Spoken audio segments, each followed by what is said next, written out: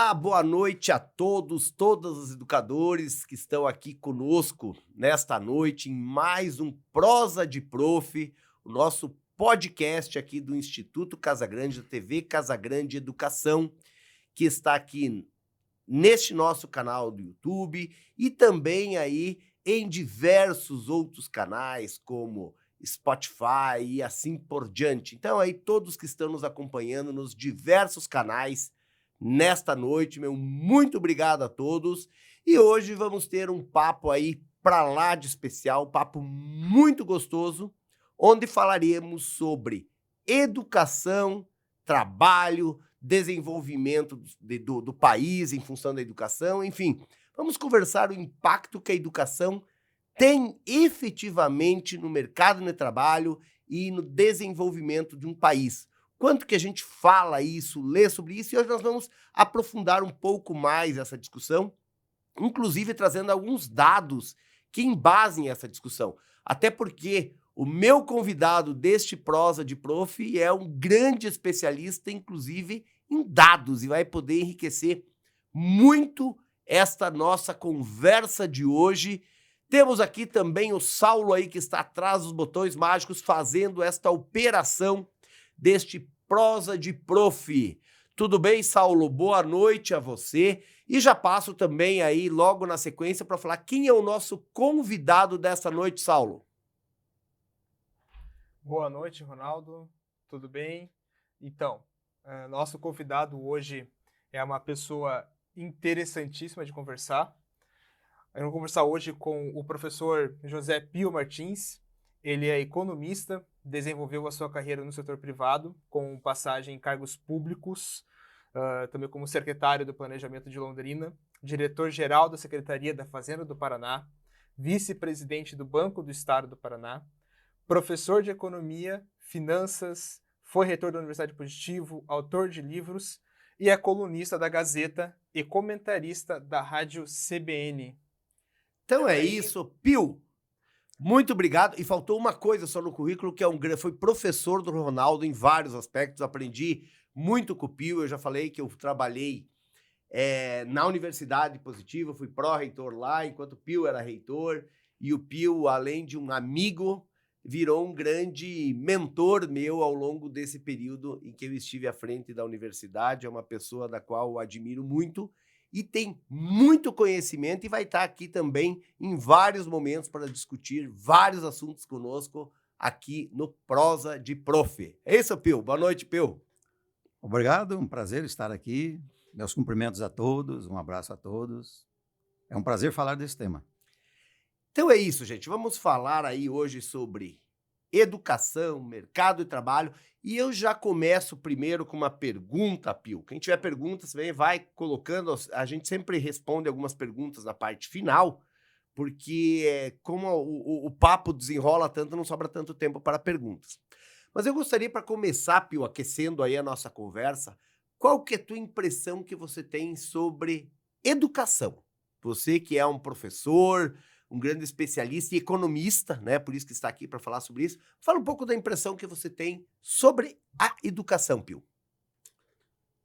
Olha, Ronaldo, eu vou fazer uma observação que eu fiz para um grupo de alunos de pedagogia. Pedagogia, o pedagogo é eminentemente um educador. E essa pergunta surgiu sobre educação. E eu disse o seguinte: primeiro ponto, um pedagogo, ou todas as pessoas que se envolvem com educação, têm que estudar 3 ciências no mínimo. Não é, digamos assim, suficiente estudar essas 3 ciências, mas essas 3 são absolutamente necessárias. Primeiro, estudar a antropologia. Antropologia é a ciência que estuda a evolução biológica do ser humano. A segunda é a psicologia. A antropologia estuda o ser humano em sua evolução física, fisiológica, e sua evolução mental, psicológica. É necessário estudar uma segunda ciência, a psicologia. Psicologia estuda a mente, os processos mentais e o comportamento humano, do ponto de vista individual. E a terceira ciência que todo educador, todo professor, qualquer pessoa que se envolva com a educação deve estudar é a sociologia. Sociologia é uma ciência que procura dar explicações científicas para os fatos da vida social. é, digamos assim, o estudo de como o ser humano se comporta em grupo. Por que eu estou dizendo isso?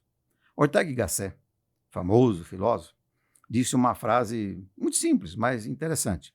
Ele disse: a vida nos é dada, mas não nos é dada pronta. O Kant, filósofo Immanuel Kant, também outro sujeito fantástico, que morreu em 1804, ele dizia o seguinte: o homem é o único animal que precisa ser educado. Por quê? Porque se você pegar qualquer animal, um peixe, um cavalo, um elefante, um tamanduá, esses animais nascem, têm uma constituição biológica, e essa constituição biológica vai se desenvolvendo até atingir a maturidade, que segue por um tempo, envelhece depois e morre. O ser humano também. Só que é uma coisa muito curiosa. O animal que nasce menos pronto de todos é o ser humano. Isso é de uma beleza fantástica, porque o ser humano nasce, como disse Ortega y Gasset. A vida nos é dada, mas não nos é dada pronta. A partir daquele momento, o ser humano, para começar, é um animal que fica muito tempo como um bebê, né? Um peixe sai do ventre lá da mãe e sai nadando, né? Um filho de leão nasce e dali a pouco ele está se virando, né? O ser humano não. Ele tem todo um desenvolvimento físico, vai desenvolvendo o seu corpo, precisa, durante muitos anos, o apoio e os cuidados de pai e mãe, e assim vai. Mas o ser humano é tão incompleto que ele tem uma pilha de potência. O Friedrich Nietzsche, que era um filósofo, ele falava de potência e ato. Potência é o poder que nós temos de ser e de fazer alguma coisa. Ato é conseguir fazer. Conseguir fazer depende de um desenvolvimento da potência. Então, potência de poder é, na verdade, algo a ser desenvolvido. Estou dizendo isso para falar o quê? Que como o ser humano precisa ser desenvolvido, essa potência tem que ser desenvolvida, ele tem uma série de exigências normais. Primeiro, ele desenvolve a fala, porque o ser humano tem uma linguagem que os outros animais não têm. Todos os animais emitem algum som, mas muito limitado. Se pegar uma onça, um tamanduá, um coati, um galo, ele emite algum som, mas é limitadíssimo. É um som que se repete o tempo todo e não tem articulação. O ser humano não. O ser humano tem uma potência de linguagem monumental. O bebê chora, de vez em quando, dali a pouco começa a aprender a rir, e dali saem sons, só que ele vai se desenvolvendo fisicamente, aí vem a história da antropologia, e de repente ele consegue ter vários sons. Se você pegar as 5 vogais, são 5 sons. Depois você pega todas as consoantes, depois junta tudo. Então tem uma fase em que ele vai desenvolvendo. Tanto é que a fase de alfabetização é uma fase em que ali já desde criança, desde bebezinho, vai para a educação infantil, entra no ensino fundamental, ele vai descobrindo o mundo da linguagem. Vai juntando sons, fazendo toda aquela. Então você tem uma educação ali que tem algo a ver com o desenvolvimento fisiológico. Eu me lembro quando se criou a educação infantil, quando o ensino fundamental foi de 8 para 9 anos, havia uma discussão: pode uma criança de 5 anos começar o ensino fundamental? A resposta foi não, porque ali tem disciplina, ali tem compromisso, ali tem tarefas. Até os 6, 7 anos ele tem que ficar livre. Ele se desenvolve, mas de maneira ali, liberta. Não tem teste, não tem prova, não tem nota, nada disso, né?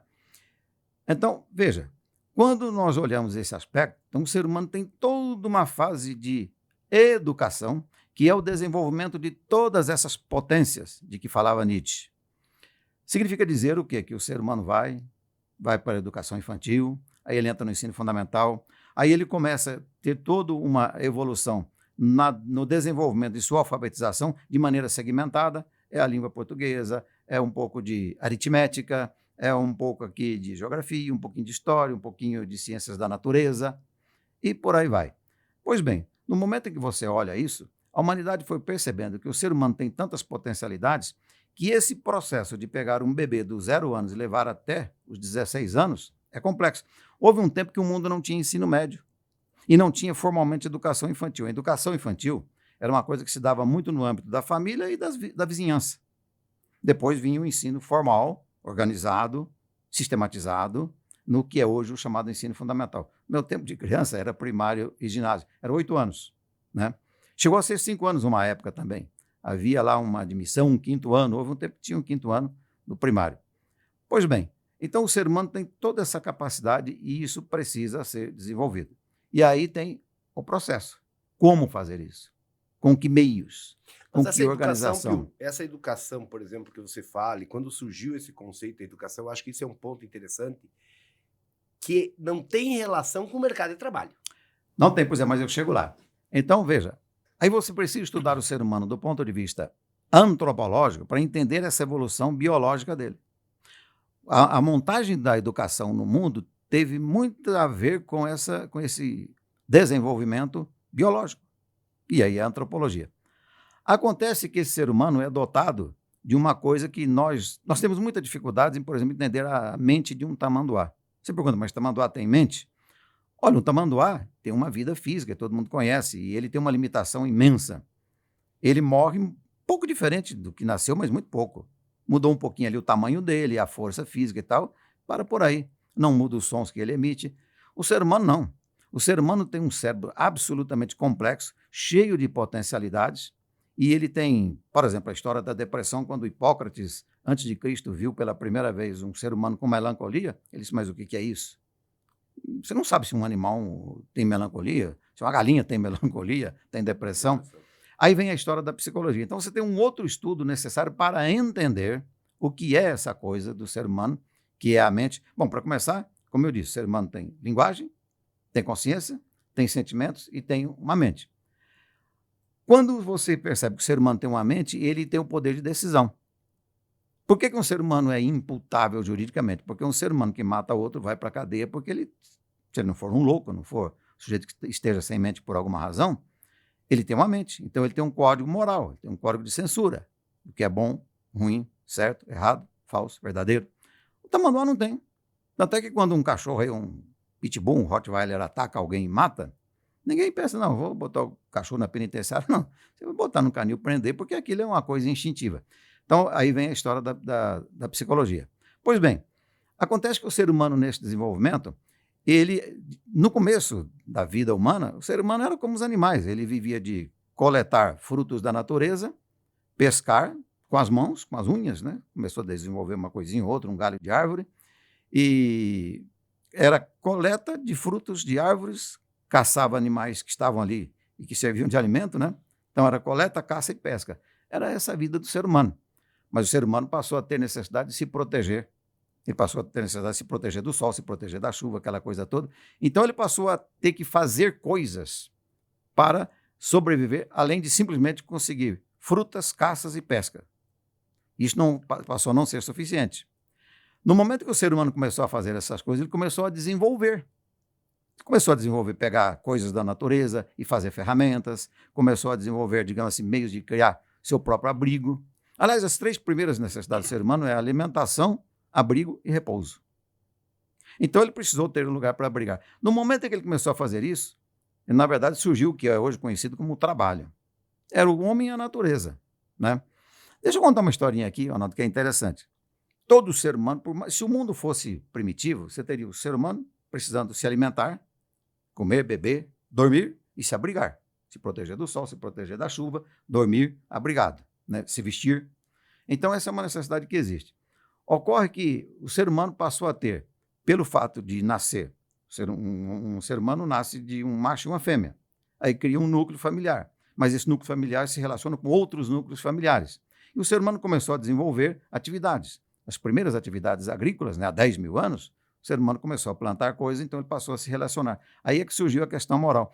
Tem uma historinha do Robinson Crusoe. Robinson Crusoe é uma historinha muito interessante, que é o seguinte: houve um naufrágio, sobrou uma pessoa, o Robinson Crusoe, de repente ele estava numa ilha sozinho, ele tinha lá a natureza, as águas, o mar, a ilha e ele. Então, naquele momento, ele tinha que apenas fazer alguma coisa para conseguir seu alimento, para conseguir seu abrigo e seu repouso. Ele precisava disso. Então, ele teve que trabalhar, por conta dele, do jeito dele, né? Caçando, pescando e coletando frutos da natureza. Naquele momento, o Robinson Crusoe não tinha nenhum problema moral. Até que, de repente, vai no romance lá do Robinson Crusoe, tem um segundo naufrágio. E sexta-feira é o nome de uma pessoa que naufraga e, de repente, o Robinson Crusoe percebe que é um outro ser humano lá. Ali começou o problema ético, porque o Robinson Crusoe começou a se perguntar, pera lá, eu me visto, eu me cubro, eu tenho que me cobrir para ir até ele? Aliás, devo ir até ele? Se eu for até esse sujeito que chama, lá no romance chama Sexta-feira, eu devo cumprimentá-lo? Devo estender a mão ou não? Devo abraçá-lo ou não? Devo convidá-lo para visitar meu cantinho ou não? Tudo isso são problemas éticos. Né? Devo trabalhar junto com ele? O Robson Crusoe começou a se fazer perguntas em poucos minutos que ele nunca houvera feito desde que havia um naufrágio. Então, veja, aí você tem a sociologia, que é a vida em grupo. Tendo a sociologia, a vida em grupo, você tem a moral, a conduta, o comportamento, o compartilhamento, o egoísmo. Essas palavras só surgem quando existe um outro ser humano presente.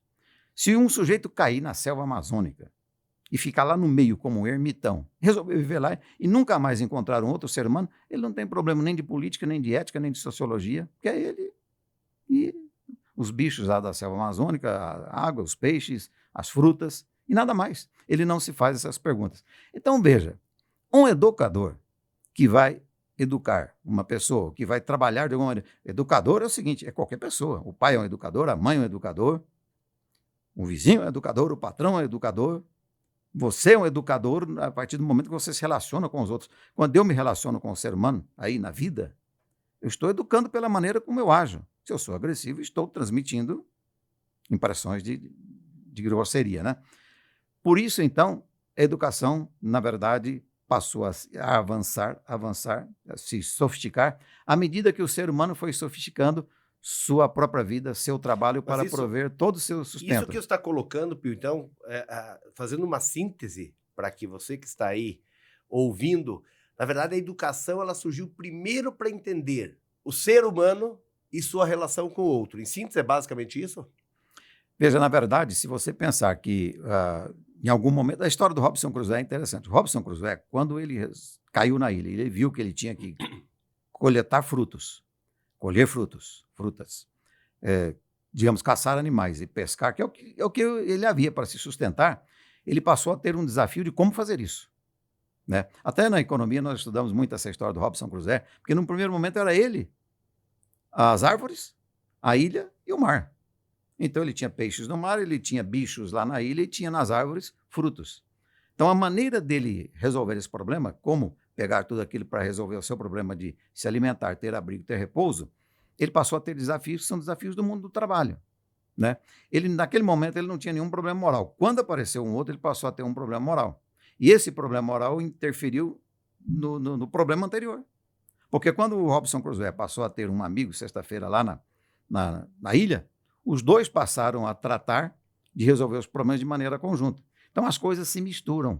Essas separações que nós temos na vida é só para efeito didático, mas é tudo junto. Então, no momento que surgiu uma outra pessoa naquela ilha, o Robson Crusoe passou a ter um problema de como trabalhar, como produzir e como se relacionar com o outro. Então, você teve ali o problema econômico, o problema produtivo, o problema do trabalho e o problema moral. Né? Inclusive, como partilhar os frutos do trabalho deles. Né? Antes, ele não tinha que partilhar nada, era só ele. Então, você tem o problema moral. A educação nada mais é do que começar com essa coisa muito simples. Num primeiro momento, o Robson Crusoe, na verdade, não precisava de linguagem, porque ele não tinha com quem se comunicar. Ele podia se comunicar com os pássaros, mas numa linguagem muito animalesca. Né? Eu posso me comunicar com um cachorro, mas não do jeito que eu me comunico com outro ser humano, porque a linguagem é um pouco diferente. Então, aí vem a história da antropologia, da psicologia e da sociologia. Ponto número 1. À medida que a humanidade vai se desenvolvendo, inventar a agricultura, inventar as ferramentas, aquela coisa toda, surgiu o mundo do trabalho. O mundo do trabalho nada mais é do que uma coisa muito simples. O ser humano tem necessidades que são múltiplas e ilimitadas, a começar pelas mais simples. Necessidade de alimentação, água, abrigo e repouso. Para prover tudo isso, ele tem que produzir os meios para satisfazer essas necessidades. Os meios são produzidos com o próprio ser humano, né? Ele tem o seu trabalho, seu esforço, sua força física, sua força mental e a natureza. Então, tanto é que a definição de economia é o seguinte: economia é uma ciência que estuda como o ser humano atende às necessidades do ser humano, que são múltiplas e ilimitadas, com os recursos da natureza que são escassos e limitados. Inclusive, o próprio trabalho humano é um fator limitado. Eu tenho 24 horas por dia, preciso 8 horas me dedicar a comer, beber e dormir, eu tenho 16 horas. E aí, esse é o tempo que eu tenho, então é uma limitação. Então, essas coisas todas se misturam. Eu sempre digo, separação é um problema. Ronaldo, há uma coisa muito curiosa. Eu digo assim, você tem as ciências da natureza e as ciências humanas, ou sociais. Se você pegar as ciências sociais, economia, psicologia, sociologia, depois o direito, depois a história, depois a filosofia, depois não quer dizer em ordem de importância, não. Nenhuma é mais importante que a outra. E você tem lá a ciência da natureza, a biologia, a física, Química. né? A astrologia. Eu digo o seguinte, essa separação entre economia, sociologia, direito, história, psicologia, isso é só para fins de formação e de dar título e de dar outorga para o exercício de determinada profissão. Mas do ponto de vista da humanidade, isso é uma coisa só. A humanidade, na verdade... E é o que é ruim só, né, Pio? Você pega, por exemplo, e a escola, ao longo do tempo, ela foi fracionando muito essa questão. Exatamente. Mas você sabe por quê? Porque é o seguinte, a ciência da natureza, você pode ser um auto-especialista, por exemplo, na biologia das minhocas. Só estuda aquilo e vira o maior cientista sobre minhocas. Minhocas, né? As pessoas pensam que é um bichinho ali. Não, minhoca é um animal que tem uma função fundamental na natureza, inclusive para a fertilidade do solo. Então você pode estudar aquilo isoladamente, porque o trabalho da minhoca, aquela coisa, tem algo a ver com a terra, com o sol, com a lua, com as chuvas, com tudo, mas não tem algo a ver, por exemplo, com com a informática. Não tem, né? Então você pode se especializar naquilo e ficar só naquilo, mas nas ciências humanas não. Se você for o Friedrich von Hayek, economista que viveu 100 anos, morreu em 1992, ele dizia o seguinte, não é bom economista quem é apenas economista. Isso vale para economista, para advogado, para sociólogo, para historiador, para psicólogo. Não é bom psicólogo quem é só psicólogo. Para médico, não é bom médico quem é apenas médico. Ele tem que ser médico, tem que ser psicólogo, tem que ser sociólogo. Então, o Hayek diz que não é bom economista quem é apenas economista. Por quê? Porque as ciências sociais todas se juntam. E é que é muita coisa para estudar e para aprender. Então, houve uma segmentação. Olha, eu vou segmentar aqui um pedaço, vou chamar isso aqui de economia, né? E vou dar um título de economista e tem lá um conjunto de atividades que o economista pode, por lei, executar. Aí tem administração. Vou criar uma profissão chamada administrador e a lei vai dizer quais são as prerrogativas. Vou criar uma profissão chamada psicólogo. Aí a psicologia organiza lá digamos assim, um currículo e a lei vem e diz, olha, o psicólogo pode fazer isso, mas não pode fazer aquilo. Até que há uma briga aí entre onde é que está a linha divisória entre o campo do psicólogo e o campo do médico no que tange aos problemas mentais, comportamentais. Mas isso tudo nós segmentamos porque é muito difícil aprender tudo dada a sofisticação da vida, né? E aí, nós vamos entrar naquela história digamos assim, da influência da educação na própria produção, porque a coisa começou... Mas antes de entrar, Pio, nessa questão da produção, só fazendo um resgate aqui do que a gente falou. Então, você falou que a educação, inicialmente, você trabalhou muito com ciências relacionadas ao estudo do ser humano e sua relação com o outro.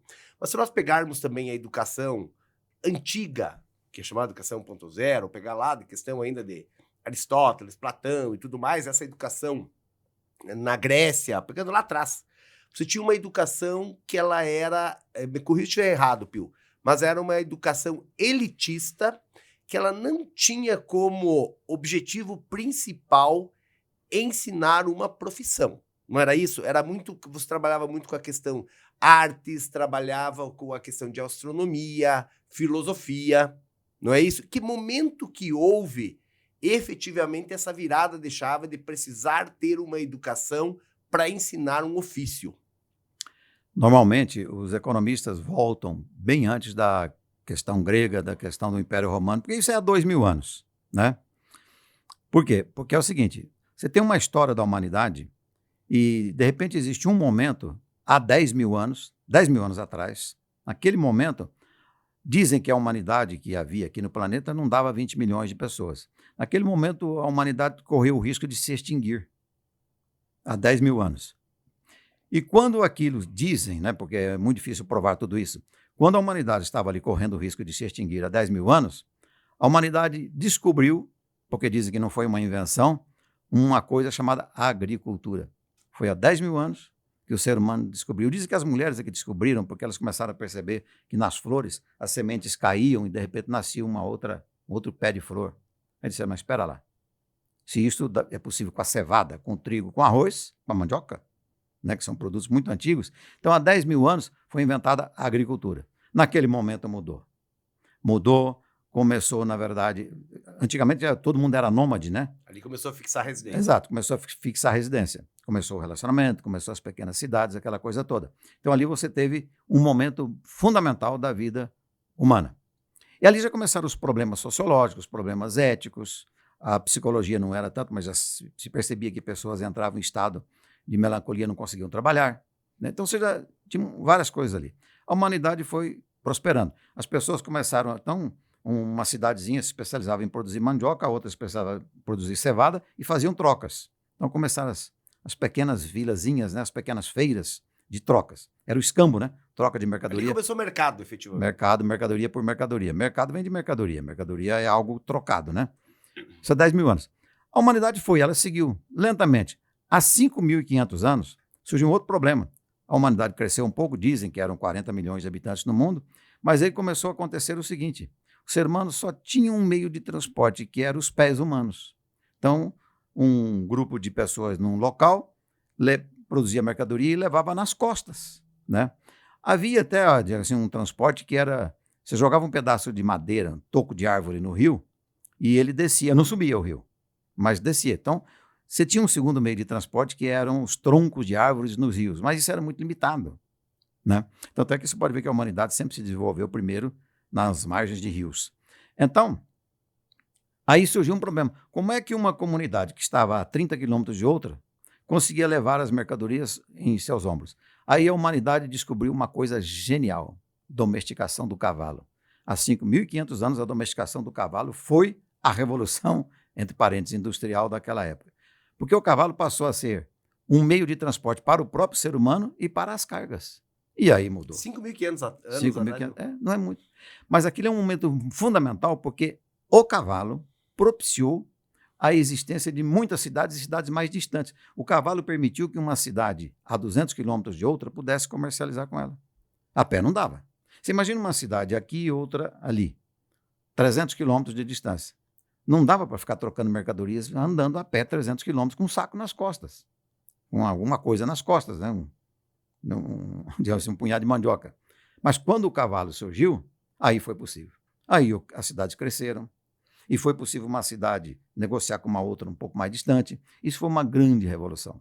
Então, quando você chega a 400 a.C., tanto é que nós falamos em filósofos pré-socráticos, né? Mas quando você chega em Sócrates, 400 a.C., Sócrates, na verdade, teve uma importância fundamental porque ele fez a pergunta mais basilar da existência humana que ninguém houvera feito ainda de maneira explícita. Sócrates diz o seguinte: o ser humano é o único animal que sabe que vai morrer. Os outros não sabem. Novamente, é a diferença do ser humano para os outros, né? O cachorro não sabe que vai morrer, o leão também não, o tamanduá também não, eles não sabem. O ser humano sabe, porque o ser humano é o ser humano. Ele tem um desenvolvimento cerebral, mental muito maior, né? Uma linguagem, consciência, inteligência que os outros animais não têm. Então, Sócrates diz o seguinte: o ser humano um dia se deparou com essa questão essencial de eu sei que vou morrer. Ele descobriu. E isso mudou. Os filósofos começaram a se perguntar: pera lá, nós descobrimos que nós vamos morrer. O ser humano sabe que vai morrer, os outros animais não sabem. E aí o Sócrates colocou uma pergunta: se todos sabemos que vamos morrer, como viver? A pergunta basilar de Sócrates é essa: como viver? Toda a filosofia de Sócrates dali para frente foi só para responder essa pergunta: como viver? Mas o como viver significa como nascer, como crescer, como trabalhar, como se relacionar com a família, como se relacionar com os vizinhos, como se relacionar com os outros, como se relacionar no comércio, nas trocas. Isso tudo Sócrates pôs. Então, quando se fala em filosofia socrática, é uma filosofia absolutamente aplicada. Tanto é que Sócrates vivia no mercado. Sócrates não escreveu nada, ele falava o dia inteiro, conversava com todo mundo o dia todo. Ele vivia para lá e para cá nas feiras. Então, ali surgiu essa pergunta. Veja, a educação começa a se sofisticar, porque o ser humano começou a fazer essas perguntas, que são filosóficas, morais, éticas, né? Como viver, como se relacionar, como, né? E até porque o inglês sabe que vai morrer. E aí surgiu um outro problema, né? Que ele começou a entender que um dia ele vai morrer. Só que naquela época, a pessoa não ficava doente muito tempo. A maioria morria e tinha trabalhado uma semana antes. Porque se ficasse com uma doença grave, ela morria logo, não tinha recurso, não tinha nada. Enfim.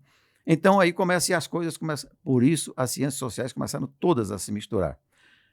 Quando 400 anos de Cristo, Sócrates foi fazendo essa pergunta, ele morreu, veio Platão, sofisticou a coisa, aí começou a construção das cidades mais sofisticadas, aí vem todo o desenvolvimento da cultura grega, cultura romana, as cidades começaram a crescer, e aí como as cidades começaram a crescer, surgiu então a política. A política só começou a ter importância mesmo 400 anos depois de Sócrates. Antes de Sócrates, a política, que na verdade política vem de polis, polis é a cidade começou a ser sofisticada, surgiu a ideia de governo. Porque antes de Sócrates, a ideia de governo era quase nada. Aí começou a ideia de governo, para lá. Então existe uma polis, existem coisas comuns, a via pública é comum, quem conhece o Coliseu em Roma, que ele foi feito para uso comum. Então começou a ter problemas de atividades e convivência em grupo, comum, a cidade, a polis. E aí começou a ideia de, né, os governantes e aquela coisa toda, o imposto, a E a moeda. educação, como é que era nesse período, Pio? Era muito bagunçada, né? Porque, na verdade... Não era formal. Não. Dizem que, na verdade, é o seguinte, o que aconteceu é que nós temos certos vícios de pensamento que é o seguinte, quando se fala em escravidão, vem logo na cabeça nossa a nossa escravidão. Porque a nossa escravidão acabou em 1888, que aqui o escravo era o negro. Mas lá naquela época, você tinha duas grandes categorias. Você tinha os patrícios e os plebeus. Plebeu, na verdade, era um tipo de escravo. Por que ele era um escravo? Olha, essa frase é interessante. Que era escravo naquela época? Escravo é aquele que não tinha direito de propriedade. O escravo é aquele que trabalhava e não tinha o direito de se apropriar livremente dos frutos de seu trabalho. Ele não tinha o direito de se apropriar dos frutos de seu corpo. Ora, se um operário, se um trabalhador não tinha o direito de se apropriar dos frutos do seu trabalho, ele era um escravo. Então ele trabalhava sempre para alguma família, produzia, e ali ele tinha o almoço, o jantar, a cama. Então ele tinha a alimentação, o abrigo e o repouso. É o que ele tinha. Mas ele não tinha o direito de propriedade. Se ele não tinha o direito de propriedade, não adiantava ele fazer qualquer coisa para, de repente, se tornar dono de uma chácara, de uma terra, de uma liteira, uma espécie de veículo, né? Ele não podia ter nada disso. Então, o escravo é aquele que não tinha o direito de posse, não tinha o direito de propriedade. Tanto é que a filosofia diz assim, ele não tinha o direito de se apropriar dos frutos do seu trabalho.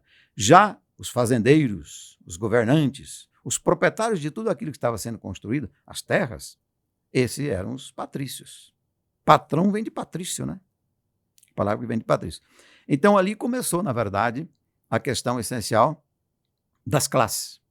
Ali começa. E aí, claro, Sócrates, né? Depois vem tudo, vem o Império Romano, vem Jesus Cristo. Aliás, uma coisa muito interessante, né? É que Jesus Cristo não morreu por causa de problema religioso. Jesus Cristo morreu porque o ser humano não tinha, digamos assim, um valor superior que ele passou a ter depois de Jesus Cristo. Porque, na verdade, começou a ideia de que havia algo depois da morte, que havia uma alma, que havia um Deus, e que todos os seres humanos precisavam, na verdade, ser colocados num pedestal maior, um valor maior. O valor do indivíduo humano passou. Naquela época, quando uma criança ficava doente, eles abandonavam para morrer. O velho lá ficava doente, no tempo do Império Romano, botavam lá na rua para morrer. Porque o ser humano tinha um dado valor, ele sabia, mas não o valor que lhe foi atribuído pelo deísmo, pela crença em Deus, pela crença na vida após a morte, pela crença na alma. Tudo isso deu uma valorização do ser humano. E uma das broncas de Jesus Cristo era essa história de uns tendo o direito de possuir coisas e outros não. Esses eram escravos. A essência da escravidão é o seguinte, o sujeito não tem o direito de posse. Se ele não tem o direito de posse, ele só trabalha para alguém, para o café da manhã, o almoço, o jantar e uma cama, nada mais. E, claro, naquela época, o sujeito ainda tinha um certo direito de sair e ir para outro lugar. Aqui a nossa escravidão não tinha isso, porque a propriedade da pessoa. Exatamente. Então, a educação começou. E a educação começou, na verdade, a ser técnica. É engraçado, uma coisa curiosa. Hoje, quem visita Roma, visita a Itália, você vê aqueles aquadutos, aquelas coisas todas. Houve um desenvolvimento ali de uma educação para ensinar profissões. Os pais começaram a passar para seus filhos algumas artes. A arte da cerâmica, a arte da carpintaria, a arte da ferraria. Começou a passar. Até o próprio, quando cita o Coliseu, por exemplo, né, que é uma obra monumental, gigantesca, tem que ter uma educação Tem que muito ter. forte para construir aquilo ali. As próprias pirâmides, né? Sim. Que é um negócio aí ainda até hoje não descoberto. Pois bem, aí vai. Tem uma coisa muito curiosa. Quando Jesus Cristo andou por aqui, o mundo tinha 200 milhões de habitantes. O problema é que a evolução da ciência, da tecnologia, foi muito lenta, e do conhecimento foi muito lento. Até que o mundo levou até 1830 para atingir 1 bilhão. Olha que coisa curiosa, 1830, agora, 190 anos atrás, o mundo atingiu 1 bilhão de habitantes. Coincidiu com a Revolução Industrial. Qual foi a essência da Revolução Industrial? Essa, de 1880. Na verdade, ela começou... A Revolução Industrial, como nós conhecemos, começou em 1712, quando Thomas Newcomen inventou o protótipo da máquina a vapor. Aí foi. De 1750 a 1830, consolidou, naqueles 70, 80 anos ali, consolidou a máquina a vapor. Veja, Ronaldo, coisa curiosa. A humanidade ela levou até 1830 para atingir 1 bilhão de habitantes. 1830 atingiu 1 bilhão de habitantes. E, coincidentemente, ali em 1830, foi quando, na verdade, se você pensar bem, o que era o transporte? Os meios de transporte até 1800 era o quê? Os pés humanos, o cavalo, agora puxando uma carroça, porque sofisticaram as invenções das carroças, até 200 anos atrás, ali no centro de Paris, centro de Londres, era carroça para lá e para cá, carruagem, diligência, isso está até nos filmes aí, né? E o navio à vela. O Brasil foi descoberto por navio à vela, mas aí vem a máquina a vapor. A máquina a vapor permitiu a estrada de ferro, trem de ferro, navio a vapor, e a máquina a vapor foi para o setor industrial, outras máquinas foram inventadas e aí a Revolução Industrial explodiu. E ali acho que foi uma grande virada na educação, Grande como virada. a gente conhece hoje, né, Pio? 1815 aparece o primeiro trem de ferro, que ali na Inglaterra andava 50 quilômetros. 1815. O primeiro trem de ferro de carga de passageiro, na verdade, foi 1825. Foi quando realmente o trem de ferro explodiu pelo mundo. Mas ainda era um trem de ferro a vapor. 1860, 1870, 1880, e já indo para começo de 1900, agora, a humanidade inventou 3 coisas que fizeram tudo explodir. Ela inventou água tratada encanada, o motor a combustão interno, esse que está nos nossos automóveis, no ônibus, no caminhão, a indústria do petróleo junto, e a maior invenção como impacto na produtividade daqui, vamos entrar no assunto, a eletricidade. A eletricidade tal qual nós a conhecemos, já havia antes muitas coisas ligadas à eletricidade. O monjolo, o moinho, aquela coisa, tudo tinha algumas coisinhas elétricas. Era difundido. Mas a eletricidade, tal qual nós a conhecemos, 1870. Aí o mundo explodiu. Aí foi uma explosão. Se você pegar o telefone, o rádio, a televisão, a fotografia, tudo dessa época para cá. Tudo. Né? 1929, a humanidade inventou uma outra coisa que provocou uma outra mudança brutal, o antibiótico. Alexander Fleming, 1929. Quando você pega tudo isso, de 1870 a 1930, aqui são 60 anos, que o mundo teve a segunda revolução tecnológica moderna e explodiu tudo. Aí vem o conceito da fábrica, o conceito do trabalho assalariado, aquela coisa. Até que Karl Marx começou a escrever o Capital em 1840. E só publicou o Capital, primeiro livro, porque são 4 livros no sentido didático, não no sentido físico, né? O livro 1, que é o Capital, foi publicado em 1867. 1865, né? 1867 é que saiu por aí. Então, veja. Aí a humanidade... E outra coisa, a humanidade atingiu 1 bilhão de habitantes em 1830 e atingiu 2 bilhões em 1930. Agora, Pio, foi nesse período, basicamente, que surgiu a escola como conhecemos hoje. Exatamente, mas ela surgiu primeiro porque a humanidade começou a ter a produção rural, a produção no comércio, a produção no artesanato. Começaram a fazer roupas, né? As mulheres teceram ali, usando lãs de carneiro, tecer blusa, tecer calça, essa coisa toda. Veio a máquina a vapor foi para as fábricas, veio a lançadeira voadora que permitiu todo um sistema de tecelagem, né? E ali começou já um grande volume de profissões, e profissões de cidade, aquela coisa toda.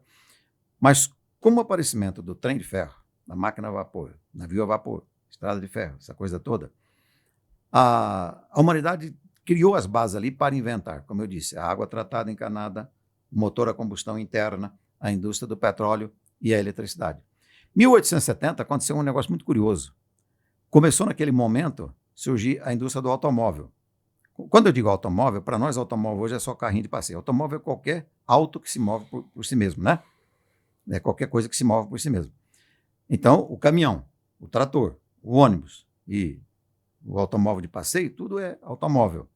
Naquele momento aconteceu uma coisa. O grande meio de transporte da humanidade era o cavalo.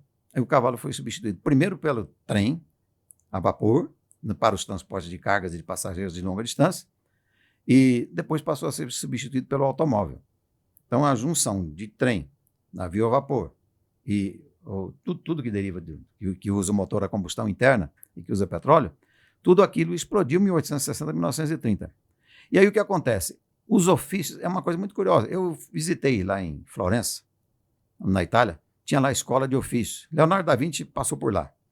Mas quando eles falavam escola de ofício, eram 4 ou 5 profissões urbanas, porque você tinha as profissões rurais.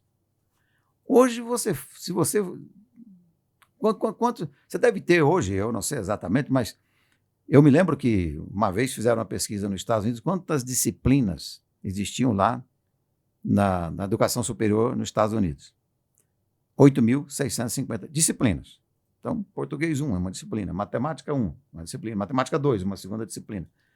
Então, você imagina quantas profissões estavam dentro, se hoje ainda são 8.000, deve ser mais, né?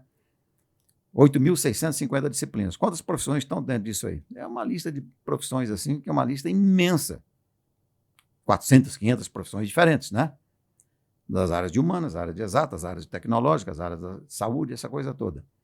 Então, tudo isso foi reformulado. Houve um momento em que ali na Prússia, que você pega aquela região da Alemanha, aquela coisa toda, você tinha o tal da Prússia, começou ali uma escola formal pensando em formar trabalhadores para todas as fábricas que explodiram em instalação. Que ano isso, mais ou menos, Pio? Aí depois da Revolução Industrial, 1800. 1890, para aí? Na verdade é o seguinte, em 1780 já estavam organizando escolas, porque em 1780 já tinha protótipos da máquina a vapor e já estavam mudando alguma coisa na indústria de tecelagem. Porque eles estavam inventando as lançadeiras.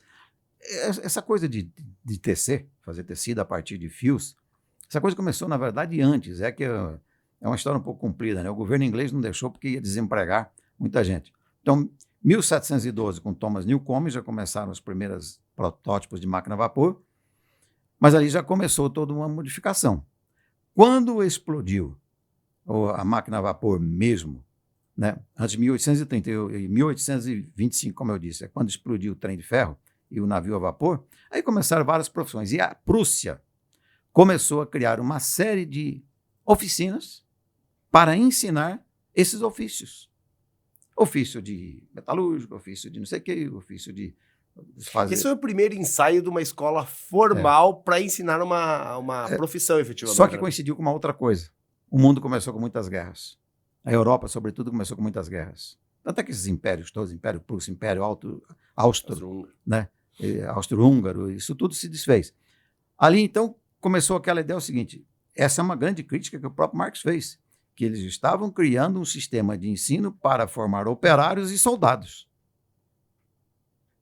Só que formar operários e soldados é um negócio meio massificado. Todo mundo tem que ser meio igual. Aliás, uma coisa, não há nada mais igual do que um desfile de militar, né?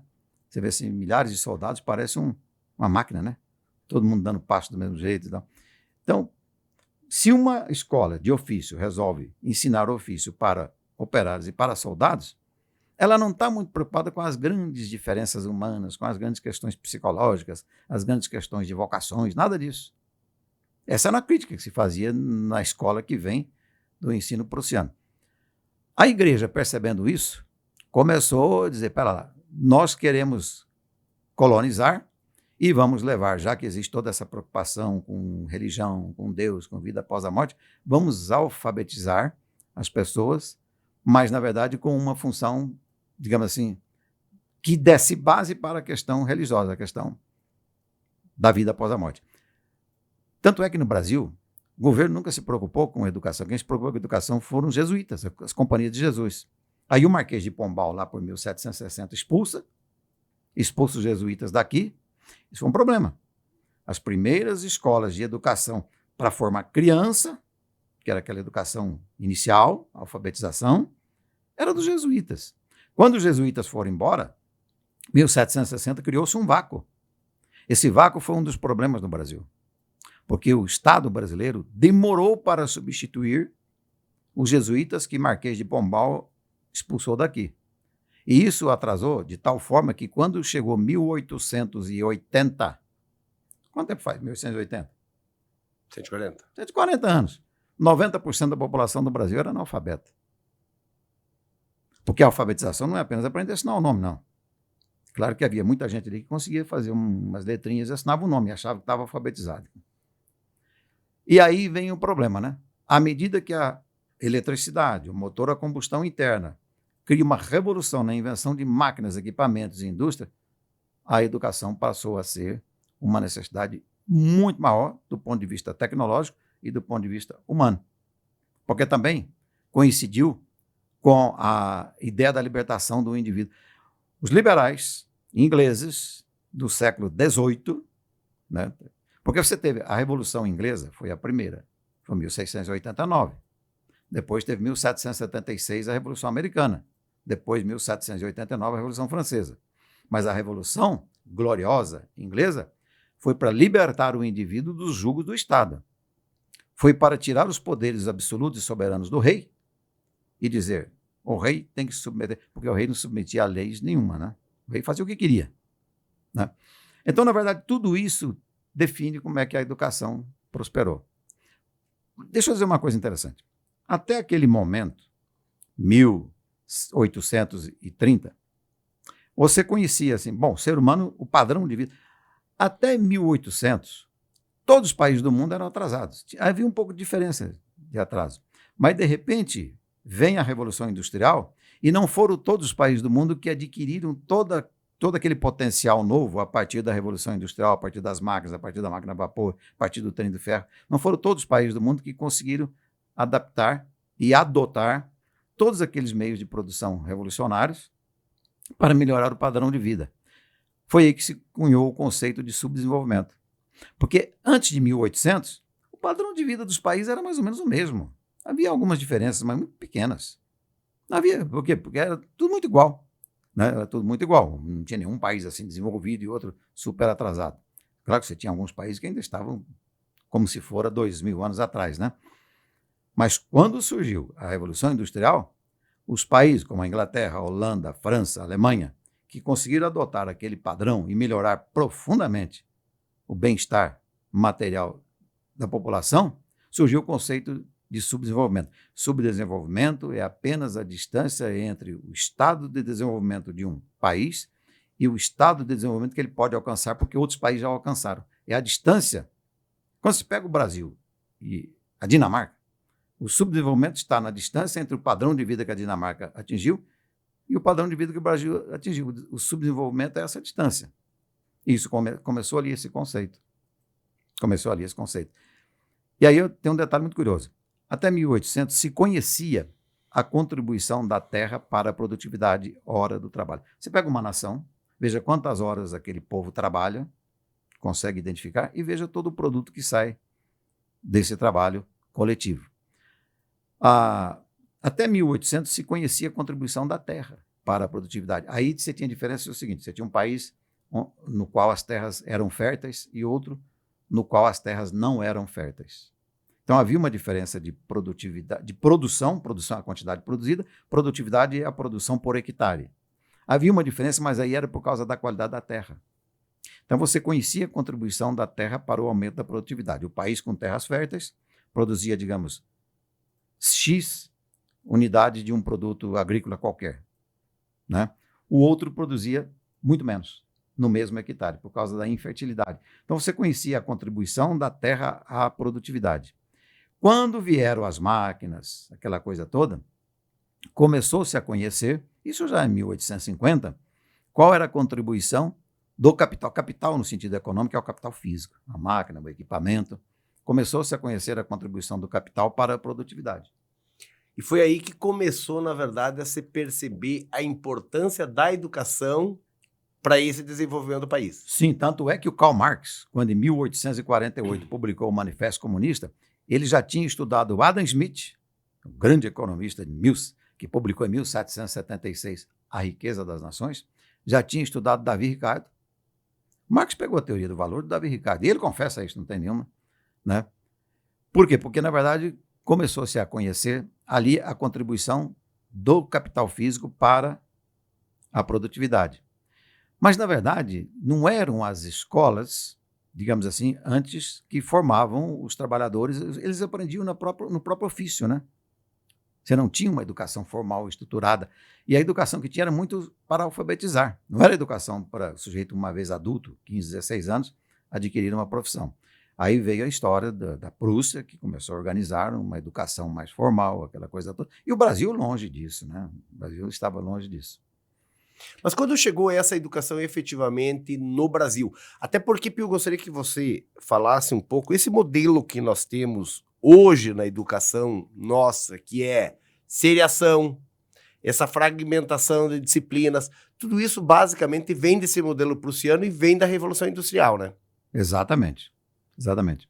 Não, veja, antigamente tinha primeiro tinha história de alfabetizar. Você precisa aprender a escrever e ler, né? Depois você tinha, na verdade, as ciências humanas. Tem a história do trivium, do quadrivium, né? A matemática, tinha a poesia, a retórica, a ética, essa coisa toda. Que era uma educação mais elitista. Muito mais elitista. E ela deixou de ser elitista na Revolução Industrial. Deixou de ser elitista na Revolução Industrial, porque também tem o seguinte, porque quando se fala em Revolução Industrial, a Revolução Industrial, pegamos ali 1800, foi a primeira revolução tecnológica moderna. Mas teve a segunda fase, que é essa 1860 até 1900. Ali é a segunda fase, que é a segunda revolução tecnológica moderna. Aí explodiu tanto em termos de tecnologias, inovações e novas ciências, e a eletricidade, e o mundo em burburinho, inventando máquinas, equipamentos e instrumentos. Aí, na verdade, surgiu a segunda fase. Aí precisou levar esse tipo de conhecimento para os próprios operários das fábricas. Porque os próprios donos de fábricas queriam receber operários já com uma boa base, aprendi um pouco na fábrica, mas isso tudo, digamos assim, o mundo percebeu que precisava haver uma educação à disposição de todos. E era do interesse dos próprios capitalistas isso, né? Ter essa educação para todos. Mas era uma educação para que, depois da alfabetização, o adulto absorvesse todos esses... Mas era uma educação profissionalizante. Profissionalizante. Aliás, isso é uma coisa curiosa, a educação profissionalizante não é nova, não.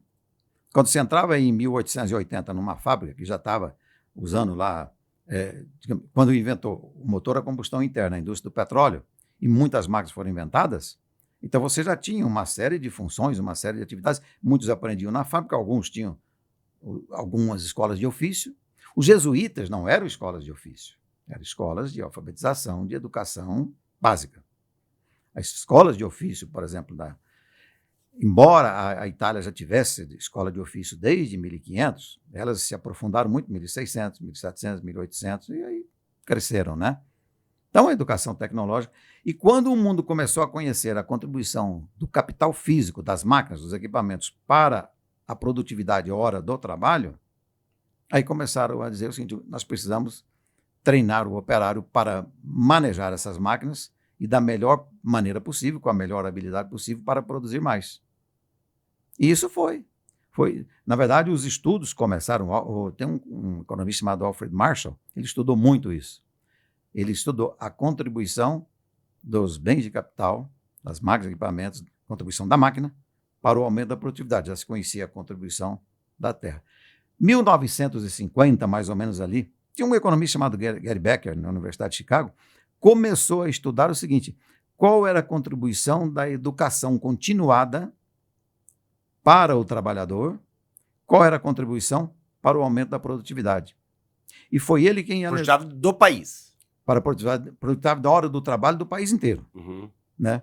Se o país inteiro adotar uma educação que tenha a base boa, tem a parte humanística, a parte moral, e tem a parte técnica, educação já profissionalizante, se adotar, ele consegue aumentar a produção por hora de trabalho no país, e o país se desenvolve. O que aconteceu nos Estados Unidos? Os Estados Unidos se desenvolveu, não foi à toa, não. E a Universidade de Chicago foi uma das primeiras a estudar isso, né? Tinha lá um departamento. Esse economista Gary Becker, chegou a dizer o seguinte: se você pegar um país em que não se incomodou com a educação, e mesmo que ele tenha acesso aos equipamentos, às máquinas, aquela coisa toda, e pegar um país como a Alemanha, como a Holanda, como a Inglaterra e os Estados Unidos, você percebe que a diferença de produtividade é brutal. E aí ele cunhou uma expressão que depois foi muito discutida, que quando você pega a produtividade por hora de trabalho num país, que permite que um país produza muito e, portanto, melhora o padrão de vida de toda a sociedade, aí vem os países desenvolvidos, quando você pega, você conclui que 2/3 dessa diferença de produtividade entre um país atrasado e um país adiantado, 2/3 é a responsabilidade da educação. Porque a Terra já tinha uma produtividade conhecida, a máquina também. E a educação não só aumentou a produtividade, como melhorou as próprias máquinas e melhorou a contribuição do capital físico. Onde é que o mundo modernizou todas as máquinas depois da Revolução Industrial? Na Inglaterra, na França, na Holanda, na Alemanha, nos Estados Unidos. Depois veio mais adiante o Canadá. Agora, Pio, podemos concluir, com base nesses estudos que relacionam a educação à produtividade de um país, e isso deixa o país mais rico e, consequentemente, uma boa condição para toda a sua população. Essa educação, ela junta 2 pilares, seria isso, você junta um pilar de formação para o mundo do trabalho e um pilar de formação ética, moral, social e tudo mais, seria isso? Eu digo que é um tripé. Primeiro você tem a alfabetização, é pegar aquele bebezinho que vai crescendo, à medida que vai crescendo ele vai recebendo uma educação infantil, um ensino fundamental e chega ali aos seus 14, 15 anos alfabetizado.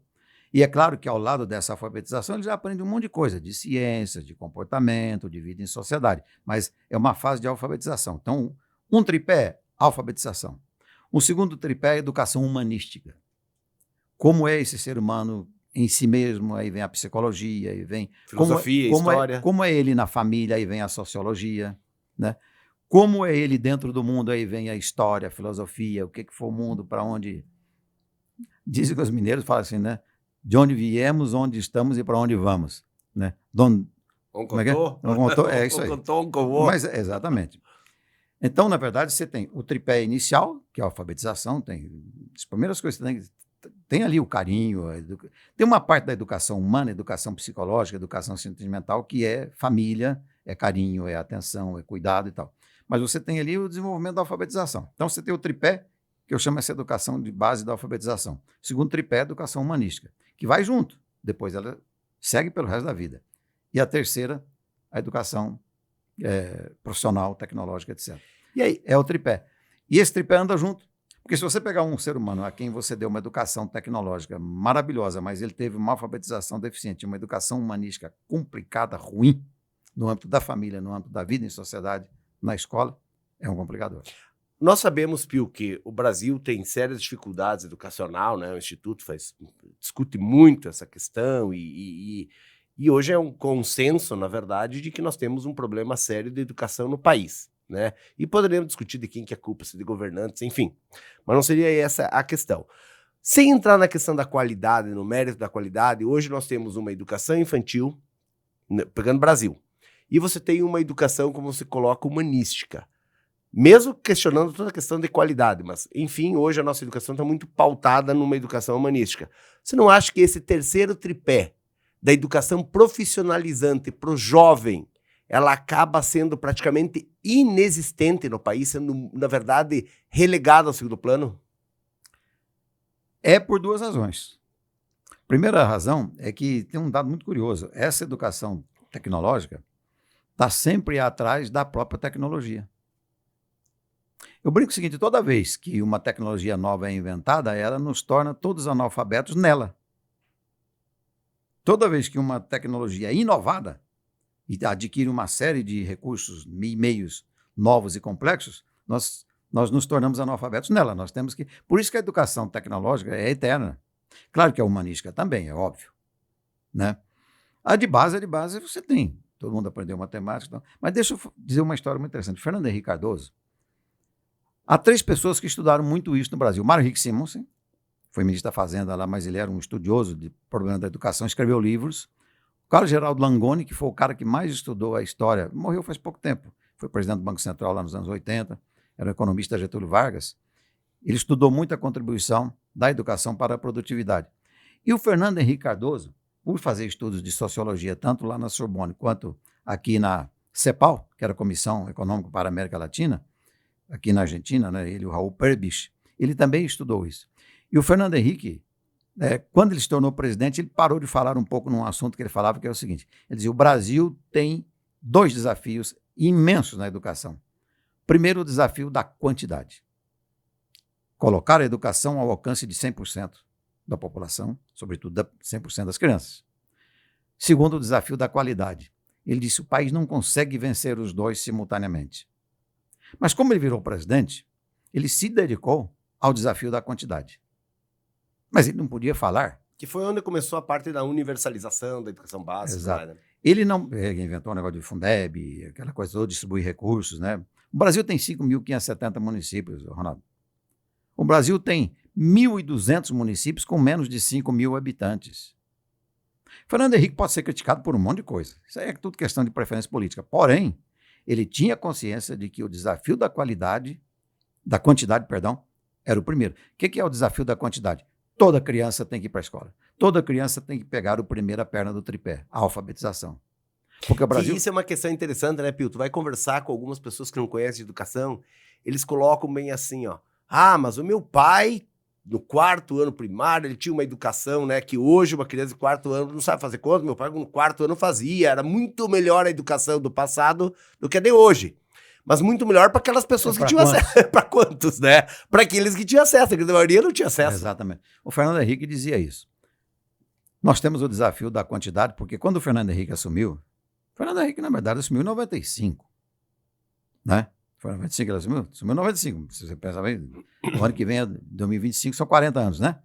95, não, 30. Na verdade, o Plano Real foi em 1994. Vai 30 anos. Né? E está completando 30 anos agora.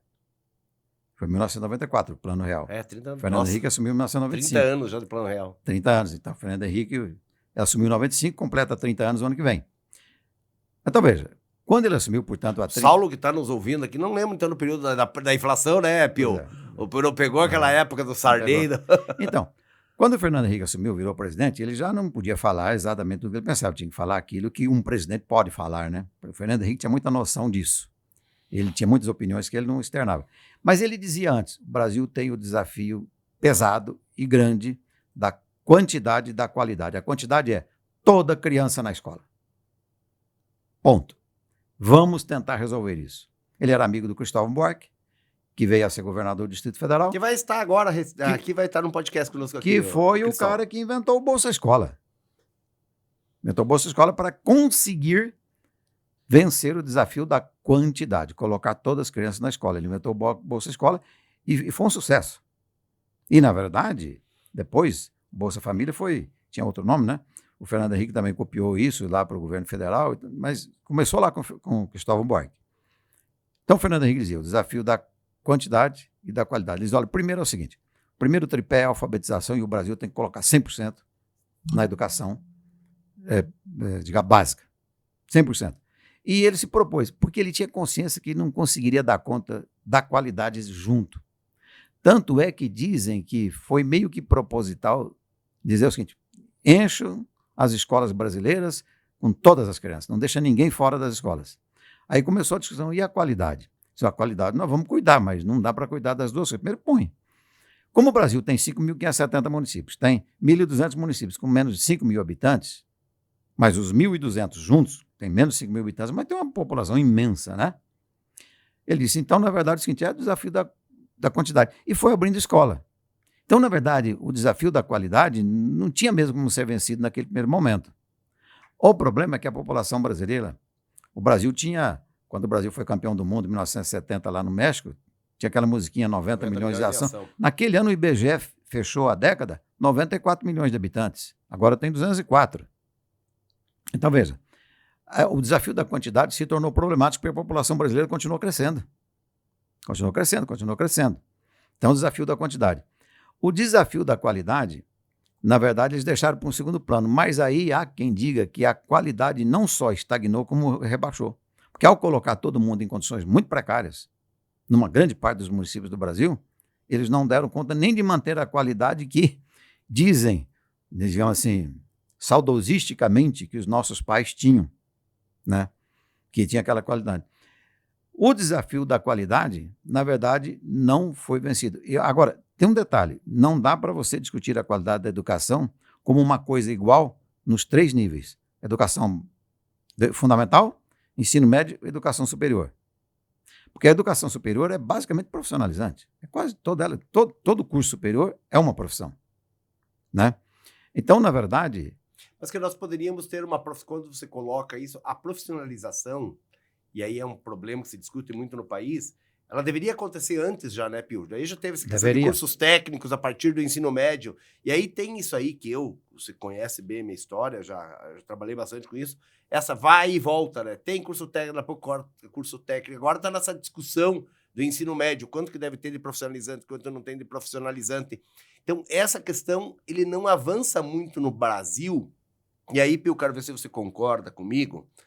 Um dos motivos que eu acho desse não avanço da profissionalização, inclusive no próprio ensino médio, é que a educação no profissional ela é vista como algo...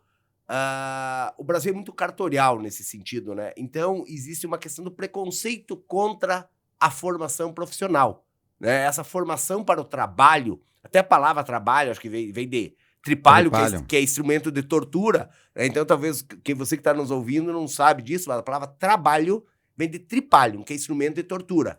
Então, você formar para o trabalho, no nosso conceito, é formar para a tortura. E aí faz com que a educação profissional seja relegada ao segundo plano, não é, Pio? Tem vários aspectos aí, né? O primeiro aspecto é o seguinte, esse sistema S, Senac... Senai. Você tem, na verdade, o Senac, o Senai, agora são 9 S's, né? Isso nasceu lá com Getúlio Vargas, aquela coisa toda, porque era para formar profissionais para a indústria, para o comércio, quer dizer, eram ofícios, né?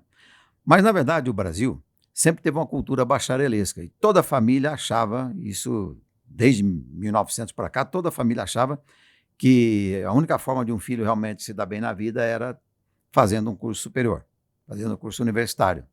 Não, né? Talvez só bem, né, Pio, mas moralmente, aceito na sociedade. O meu filho, para ser aceito, ele tem que ter um diploma. Exato. Então, na verdade, é o seguinte, você tem a educação, o ensino fundamental, o ensino médio e o ensino superior. O ensino fundamental é que cumpriria o papel da alfabetização, precedido da educação infantil, né? Precedido aquele período de educação infantil. Porque também, desde que nasce, a criança chega aos 7 anos ali no ensino fundamental, se não cuidar quando a educação infantil, a educação familiar, aquela coisa toda, né? É uma coisa complicada. Então, vamos falar, educação infantil e ensino fundamental, essa é a de base. O ensino médio, em muitos lugares do mundo, sempre foi profissionalizante. Eu fiz curso técnico em contabilidade.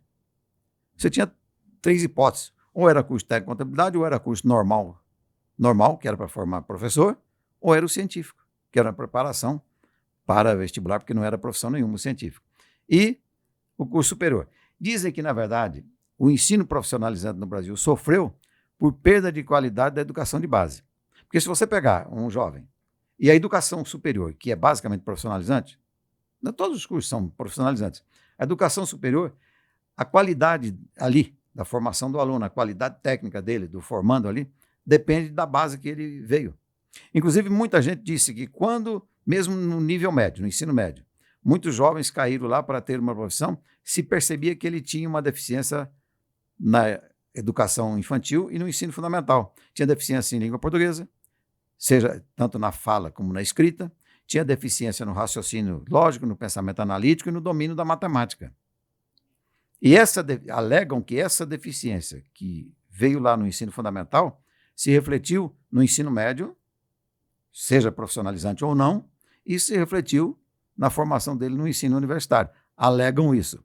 E o Fernando Henrique, quando resolveu que a educação de base, infantil, fundamental, ensino médio, tinha que ser para todo mundo, ele disse, esse é o desafio da quantidade.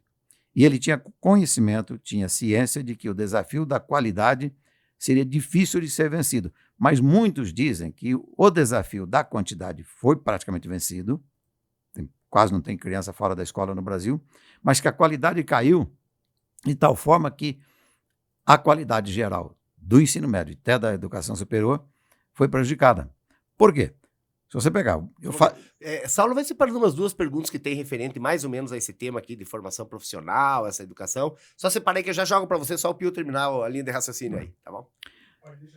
Um belo dia eu li um material dizendo mais ou menos o seguinte, que o Senai teria pego um grupo de jovens para colocar dentro de cursos para a chamada indústria moderna. Porque a indústria moderna já está mais... Você pegar qualquer indústria, do automóvel, de geladeira, de roupa, toda a indústria, ela tem ainda toda aquela base das máquinas que foram inventadas para produzir aquele produto, mas essas máquinas foram sendo sofisticadas e foram incorporando componentes tecnológicos ligados à computação, a semicondutor, enfim, essa coisa toda. E eles alegam o seguinte, que a dificuldade é que o aluno vem com deficiência de base. Ele tem dificuldade de leitura, ele tem dificuldade de fala, então, história do domínio da língua portuguesa falada e escrita. Ele tem dificuldade do domínio até do próprio vocabulário, nós falávamos agora há pouco, né? Tem dificuldade no domínio da matemática, mas não só da matemática, mas do raciocínio analítico, do pensamento lógico, ou pensamento analítico, raciocínio lógico, não importa. Essas coisas todas fazem que ele faz o curso lá profissionalizante, mas essas deficiências de base, na verdade, prejudicam a habilidade com que ele sai, digamos assim, a competência e a habilidade com a qual ele sai. E aí vem o detalhe. Há muita gente que diz, na verdade, por mais que nós tenhamos vencido o desafio da quantidade, esse vencimento do desafio da quantidade dificultou o avanço do país no desafio da qualidade. Porque o Brasil tem esse abacaxi. 5.570 municípios, 1.200 com menos de 5 mil habitantes, e você tem mais um monte deles com menos de 20 mil habitantes, e é muito difícil, o país é muito complexo. É muito complexo, porque se você chegar numa cidade de 5 mil habitantes, supostamente ali o ensino fundamental é da prefeitura, digamos. A prefeitura tem que dar um jeito, é ela quem cuida, porque está ali, o município está longe, está no interior do Brasil, esse tamanho desse país, né? Então o desafio da qualidade permanece. E aí, para fechar esse raciocínio, muitos analistas dizem o seguinte, o desafio da qualidade na educação superior e na educação tecnológica depois do ensino fundamental não se vence sem vencer o problema da qualidade na educação infantil e no ensino fundamental. Pio, nós falamos, foi bem interessante, começamos lá atrás a falar sobre a educação desde o surgimento do homem, basicamente chegamos aqui a 30, 40, 50 anos atrás, e eu quero dar um salto para os dias de hoje, em termos principalmente do mercado de trabalho, agora inteligência artificial, que nós estávamos falando um pouco agora, YouTube, todas essas questões novas ainda, mas vamos passar para o Saulo. Saulo, joga aí uma ou duas perguntas para o Pio que tem aparecido aí do pessoal, antes da gente saltar para esse novo tema. Vai lá, Saulo.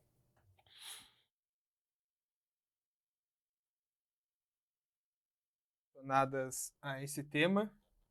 A primeira que eu vou colocar aqui, eu acho que tem mais relação com o começo da conversa, que é qual o papel da educação não formal e do autodidatismo no desenvolvimento de carreira ao longo da história. Aí tem mais 4 perguntas. Você prefere que eu faça todas? Você viu, prefere... Ou uma por uma? Joga as perguntas então, e aí você vai anotando mais ou menos e vai... Então, beleza. A segunda pergunta é: em que medida a educação tem sido utilizada como ferramenta para a mobilidade social e econômica?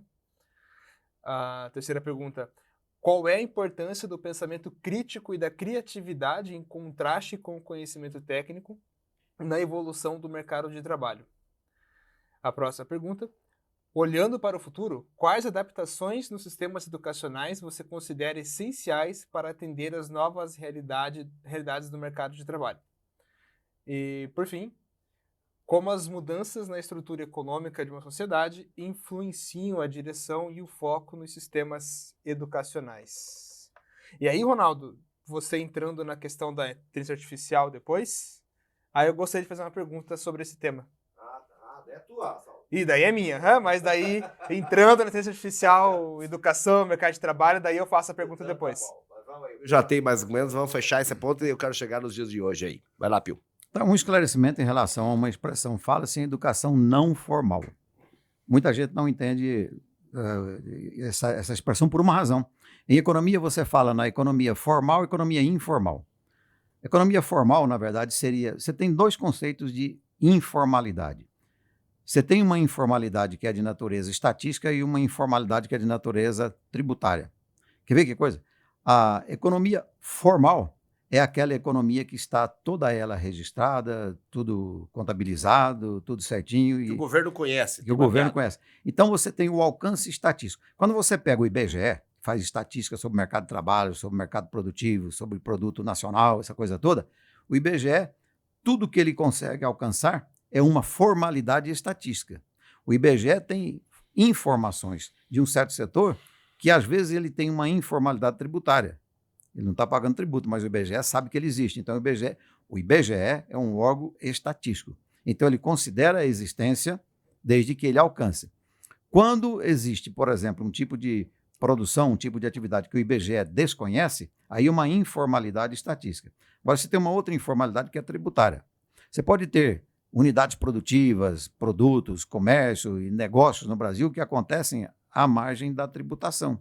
Então, é uma informalidade tributária. A história de venda sem nota fiscal, de trabalho sem registro em carteira, tudo isso é chamado de informalidade.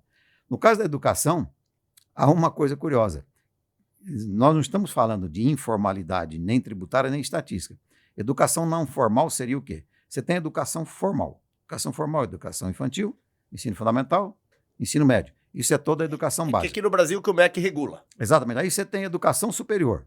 Educação superior, na verdade, são os cursos de graduação e pós-graduação. Todos eles regulados por lei e os diplomas têm, digamos assim, inscrição na lei e validade perante a lei e validade perante o exercício profissional. Então, isto é a educação formal. Acontece que a chamada educação não formal é aquela que o sujeito faz, é aquela educação que acontece independentemente da obtenção de diploma legal. Eu me formei em economia, então eu tenho um diploma de economista, mas eu posso fazer um amontoado de cursos de psicologia, de direito, essa coisa toda, e não tenho diploma de nada. Eu tenho o certificado de que eu fiz, mas esse certificado é só para dizer que eu fiz. Mas ele não tem, eu não posso, por ter feito várias disciplinas de direito, exercer a profissão. Não. Ela é não formal porque não estou fazendo aquele estudo para obter um diploma que me dê direito a exercer aquela profissão. Aliás, eu até recomendo, dentro daquela frase do Hayek, que não é bom economista quem é apenas economista, não é bom advogado quem é apenas advogado. Não é bom médico quem é apenas médico. Um médico tem que estudar psicologia, tem que estudar administração, tem que estudar sociologia. Agora, Pio, então, a educação não formal é tudo aquilo que não é para obter um diploma que lhe dê direito ao exercício de uma profissão. Agora vamos pegar o seguinte, vamos pegar o exemplo de uma formação, na mesma linha. O cara vai fazer um curso de mecânica, técnico em mecânica. O curso técnico é regulado pelo Ministério da Educação. Então, esse cara vai fazer um curso técnico, por exemplo, num Centro Federal de Educação Tecnológica, Escola Técnica e tudo mais, ele ganha um diploma que é validado pelo Ministério da Educação. O cara pode fazer um curso de mecânico, o homem, a mulher, o menino e tal, numa escola não formal. O cara abre uma mecânica na esquina da casa dele, começa a dar curso, o cara vai ali, estuda e ganha um certificado emitido pelaquela pessoa, que seria essa educação não formal. Ela é, de certa forma, estruturada, o mecânico que montou o curso lá estruturou uma formação, tem um começo, meio e fim, e dá um certificado que não é, o Ministério da Educação nem sabe desse curso, né? E não tem nenhum problema, certo? Que é a educação não formal. Agora, quando tu pega uma pessoa que vai no YouTube, e hoje, né, eu acho que aí vem para essa linha de hoje, que começa a ter essas educações, que eu não sei se aí você coloca como informal, essa classificação entre informal, não formal, e que é muito forte. Né? Que é uma educação hoje, que é no YouTube, você pega aquelas plataformas que Coursera, todas essas questões que tem milhões e milhões de cursos, o próprio Instituto Casa Grande tem, né? Mas você pega o cara vai lá, vai estudar violão, vai estudar um monte de coisa, ele consegue, gastronomia, enfim. Hoje, até porque essa separação de profissões está cada vez mais líquida, né? Você não consegue mais delimitar muito claro essas profissões. Que o cara hoje é gastrônomo que mistura com música, que faz isso e cria uma nova profissão. E às vezes ele aprendeu no YouTube. Isso. Então, É uma coisa muito engraçada. A educação formal para as profissões regulamentadas é necessária, porque eu não posso abrir um consultório e dizer que eu sou um médico. Não, eu tenho que fazer um curso de medicina, que é regulado por lei, eu tenho que receber um diploma, que é registrado no MEC, aquela coisa toda, no Conselho de Medicina. Isso vale para engenharia, vale para várias coisas. Então, tudo bem. Agora, a chamada autoeducação, coloquemos assim, que é aquela em que eu me educo, é que muita gente diz que essa palavra não deveria ser educação. Na verdade, eu desenvolvo conhecimentos e habilidades. Nós chamamos isso de educação. Eu posso ficar na frente do YouTube e aprender matemática. Você pode pegar um médico que resolve aprender matemática financeira porque ele vai administrar um hospital. Ele pode ficar aí 100, 200 horas no YouTube fazendo um mundaréu de curso de matemática financeira e aprender tudo. Ele adquiriu o conhecimento que é o que interessa para a atividade que ele vai exercer. Na verdade, se ele precisar mostrar para alguém um certificado, arrumar um emprego, é outra coisa. Então, digamos assim, esse manancial que nós temos à disposição para melhorar nosso nível técnico, nosso nível profissional, é uma beleza, porque isso, na verdade, faz a sociedade aprender que é o que interessa. Então, se tem diploma, se não tem diploma, isso é uma outra coisa. Por isso é que eu digo, até tem uma pergunta aqui, que nós estamos numa fase no planeta que só não aprende quem não quer. Agora, é claro que, como nós vivemos num mundo em que você precisa provar, se eu tenho uma habilidade fantástica, que tem um valor imenso, mas eu não tenho nem diploma, nem certificado, nem prova de que eu fiz, eu tenho que ser testado. Né? Eu tenho que ser testado de alguma maneira. Você tem profissão que não tem outro jeito de testar. Você pega, por exemplo, piloto de avião. Não adianta eu chegar lá na TAM e dizer, eu sou um piloto de avião, eles me põem num avião e me mandam levar o avião para Frankfurt. Não. Eles vão fazer pilhas de testes e pode ser que eles concluam que eu tenho uma certa habilidade. Claro que o sujeito, para ser piloto de avião internacional, ele tem que ter 30 mil horas de voo. Então, ele tem que provar tudo isso, né? Mas é uma coisa muito interessante. Um dos maiores gênios da humanidade, eu de vez em quando gosto de brincar assim com as pessoas. Em sua opinião, qual é o maior gênio que passou pela humanidade? Sempre que eu faço essa pergunta, há 4 nomes que sempre aparecem. Leonardo da Vinci, muita gente acha que o maior gênio que passou pela humanidade foi Leonardo da Vinci. O Einstein, isso por osmose, né? Todo mundo acha que é o Einstein. O Newton, Isaac Newton, e o Nikola Tesla. Eu tenho minha preferência. Mas se você pegar o Nikola Tesla, para muita gente, ele foi o maior gênio que apareceu na humanidade. Essa eletricidade que está aqui, essa lâmpada, que é da corrente alternada, porque quando a eletricidade foi inventada, lá em 1870, era só corrente contínua. Nós só temos essa lâmpada aqui, todos esses, por causa do Tesla, né, que ele inventou a corrente alternada, que todos diziam que era impossível. E aí você vai na Wikipedia, os engenheiros gostam porque está escrito Nikola Tesla. Morreu em 1943 o Tesla, né? Nasceu em 1856. Bota lá, engenheiro e inventor. Eu digo, do ponto de vista do formalismo, ele não era nem engenheiro, porque ele não tem diploma de nada. Tesla não terminou nenhum curso. Ele entrou no curso de engenharia e largou. Depois entrou no outro. O Tesla não tem diploma de curso superior. Outro dia eu falei isso para uns engenheiros, acharam que eu estava mentindo. Eu falei, não, é só leia a biografia dele. Eu tenho 2 biografias do Tesla. Tesla não concluiu, mas foi relevante? Não, ele se tornou, para muitas pessoas, o maior gênio. Inventou. Ele tem 600 patentes pessoais. O Thomas Edison tem várias patentes, mas o Thomas Edison tinha uma empresa de produzir coisas, de inventar coisas, que ele registrava e dizia que era dele. Não era dele, era dele e de mais 200 engenheiros que eram empregados dele, que inventaram um mundaréu de coisa. O Tesla não. O Tesla inventou pessoalmente tudo isso. Ele era um gênio, é um cérebro que ninguém sabe, né? Isso deve ser estudado por uma outra ciência. E ele não tinha diploma nenhum. Quer dizer, tinha lá, sabia, ele chegou a entrar no curso de engenharia, aquela coisa toda, mas não tinha. Então, na verdade, tudo isso é muito, eu diria, é um negócio muito curioso. É claro que para certas profissões você precisa, por causa da exigência legal. Eu não posso ser um advogado, eu não posso defender. Se você tiver uma causa, eu tenho que ser defendido no tribunal, eu não posso, por mais que eu conheça direito, fazer isso por você, Pio, porque eu não estou autorizado. Você concorda que agora, nós falamos vamos pegar aí para relembrar historicamente o que a gente conversou, o Pio falou da primeira revolução industrial, que basicamente veio com a máquina a vapor, a segunda ali no início do século XX, basicamente com a eletricidade, né, com a proliferação da eletricidade e tudo mais. Nós tivemos por volta ali de 1970, que se considera como a terceira revolução industrial, com o surgimento da microeletrônica, que chegamos nos dias de hoje com o surgimento da internet, computadores e tudo mais. E hoje nós estamos entrando aí na que é chamada de quarta revolução industrial, indústria 4.0, que é inteligência artificial, né? que é a máquina, na verdade, pensando e produzindo muito no lugar do próprio homem. E aí, Pio, como que você enxerga a educação diante desse novo mundo? Porque assim, ó, nós estamos passando pela revolução. E vamos pensar o seguinte, em 1970, quando basicamente surgiu a microeletrônica, quem vivia naquele momento jamais podia imaginar que 20, 30 anos depois, nós íamos ter a mudança que nós tivemos, porque quando está no meio, talvez, do olho do furacão, você não se percebe, né? E hoje nós estamos no olho do furacão, por exemplo, da questão da inteligência artificial, que vem aí também mudar muito o mundo daqui 10, 15, 20 anos. Como que você enxerga essa nova revolução que vem aí e como que você vê a educação diante desse cenário, Pio? Há um detalhe curioso, né? Você falou em Revolução Industrial. A primeira foi a Revolução Industrial, 1830, que foi também a grande primeira revolução tecnológica moderna. A segunda fase da Revolução Industrial foi a segunda Revolução Tecnológica Moderna, 1860 até 1890. Agora, nos anos 60, 70, foi a terceira Revolução Tecnológica Moderna. E ela não é nem chamada mais de terceira Revolução Industrial, porque a palavra industrial remete muito à indústria. Indústria, exatamente. Mas ela foi uma revolução tecnológica que pegou tudo. Ela pegou o setor primário, o setor secundário e o setor terciário. Setor primário é agricultura, pecuária, mineral, vegetal e pesca. Setor secundário é a indústria de transformação. Aquela que pega um fio de algodão e faz uma camisa, né? Que pega uma farinha de trigo e faz um macarrão. Então, esse é o setor secundário, que é a indústria de transformação. Setor terciário é todo o resto.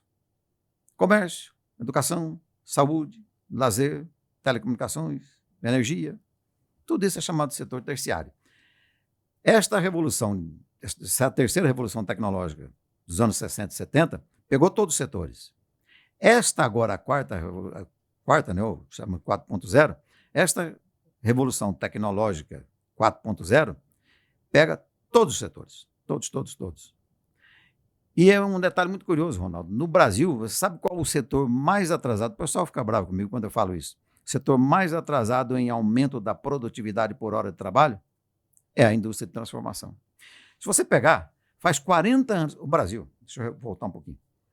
Quando você pega a produção por hora trabalhada no Brasil nos anos 80 e a produção por hora trabalhada no Brasil hoje, tem um cálculo complicado para medir isso. O crescimento foi de 0,6% ao ano, uma das mais baixas taxas de crescimento da produtividade hora do trabalho do mundo. Eu só solto informação que eu tenho a prova. De vez em quando eu solto uma informação da inflação, o jeito fala, mas eu não acredito no IBGE. Bom, eu não tenho um órgão de estatística, então eu tenho que acreditar no órgão oficial, né? E a indústria brasileira, dos anos 80 para cá, está com a produtividade estagnada. O produto por hora de trabalho na indústria, no setor industrial, na indústria de transformação no Brasil está estagnado. É ela que precisa evoluir. Porque agora todos esses elementos, você pega a inteligência artificial pega tudo. Olha, aconteceu com a microeletrônica, aconteceu com a nanotecnologia, ela pegou desde a pesca, desde a pecuária, e foi até o último tipo de serviço. Então ela pegou o setor primário, o setor secundário, o setor terciário. Com um impacto muito forte na nossa vida, né, Pio? Na nossa vida. Eu me lembro que antigamente, né, você pega a pecuária, dificuldade, muita gente não sabe, o Brasil tem 204 milhões de habitantes, mas o Brasil tem quase 230 milhões de bois, cabeça de boi. A população de boi é maior do que a população de gente. Então você imagina o controle dessa produção, porque o boi aí é um produto, ele é usado para alguma coisa, né? O boi ele é abatido, tem a carne, aquela coisa toda. Antigamente não, a coisa de 30 anos, o controle dessa população era a coisa mais complicada. Quando veio o chip, essa coisa toda, o controle passou a ser totalmente sofisticado, totalmente tecnificado e computadorizado. Então, veja, essa Revolução 4.0 não é uma revolução industrial, ela pega tudo. E se há um setor no Brasil que está carente de aumentar a produtividade por hora de trabalho, é o setor industrial, a indústria de transformação. E aí eu vou responder aqui uma outra pergunta, que eu diria o seguinte, ponto número 1, aqui fala da questão o que é mais essencial. O mais essencial e o melhor que uma família pode fazer por um filho é cuidar da educação infantil, da educação fundamental, para quando ele chegar no ensino médio, ele não ter uma defasagem muito grande, porque você não recupera no ensino médio uma deficiência de qualidade da educação infantil e do ensino fundamental. Não, o ensino médio é muito curto, ele tem 3 anos, e é muito fatiado. E aí o sujeito continua no ensino médio com aquela deficiência da educação infantil, do ensino fundamental, e vai para a universidade ou para qualquer curso profissionalizante, que não seja faculdade, mas com aquela deficiência. Então, o primeiro ponto é esse. O que é essencial na educação, alguém perguntou, é essa questão. Segundo ponto, qualquer que seja a educação tecnológica, formal ou não formal, nível médio ou nível superior, é como uma casa. Na verdade, você olha uma fortaleza de uma casa olhando aquilo que é fundamental. Aliás, a palavra fundamento são os pilares. E os pilares são educação infantil, educação fundamental, para começar. E isso, é claro que, quando você fala educação infantil, educação fundamental, eu estou pensando, sim, no domínio da linguagem, no domínio da linguagem escrita, linguagem falada, domínio da matemática, domínio do raciocínio lógico, do pensamento analítico, tudo isso. Mas é claro que, ao lado de tudo isso, tem a questão humana, questão humanística. Né? Para você pegar um filho que nasce e chegar aos 18 anos equilibrado, né? Sem tendência a vícios, e sem ser um revoltado, sem ser uma pessoa problemática consigo mesmo, né? Você tem toda a educação humanística. Essa é a obrigação da família e da escola. A família tem uma responsabilidade muito grande. Então, na verdade, alguém fala aqui da história da mobilidade, né? Foi uma pergunta que fizeram aí. Mobilidade é a capacidade do ser humano de transitar por atividades diferentes. Não vou falar nem profissões diferentes.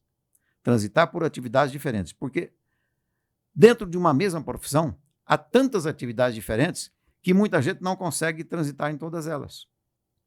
Novamente, isso tem a ver com a educação de base. Quando o Fernando Henrique lá falava que nós íamos vencer primeiro o desafio da quantidade e depois vencer o da qualidade, talvez hoje nós, passados esses 30 anos, né, desde que ele assumiu a primeira gestão, nós vencemos o desafio da quantidade, mas o da qualidade, esse é o grande problema. Se alguém dissesse qual... Que é muito mais difícil, né, Pio? É muito mais É difícil. muito mais difícil você a qualidade e a quantidade. Eu conheci a Dinamarca. E eu fui lá uma vez e eu conheci lá como é que era a educação lá.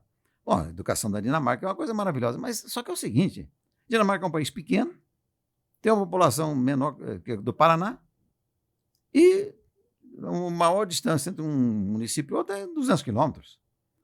Aí não dá, quer dizer, o Brasil cabe a Europa inteira aqui dentro, né? Então o Brasil tem um problemaço, que é esse gigantismo, dividido em 5.570 municípios, com diferenças brutais. Então esse é o grande desafio. Agora, não é porque o desafio seja complexo que ele não deve ser enfrentado, mas esse é o maior desafio. E houve uma pergunta aqui que alguém fez sobre a história da mobilidade como ferramenta. A pessoa que tem uma formação de base realmente sólida, ela transita.